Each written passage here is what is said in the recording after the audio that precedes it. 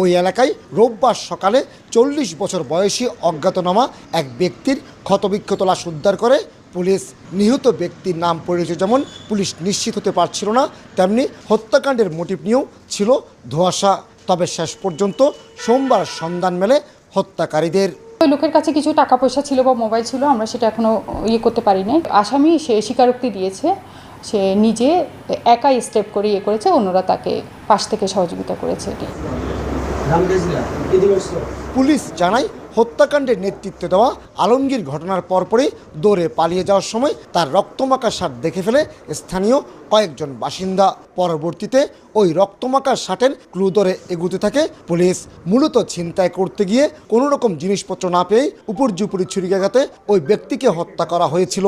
হত্যাকাণ্ডের সঙ্গে জড়িত থাকার কথা স্বীকারোক্তিমূলক জবানবন্দিতে জানিয়েছে কিশোর গ্যাংয়ের লিডার আলমগীর। মূলত তারা ছিনতাই করতে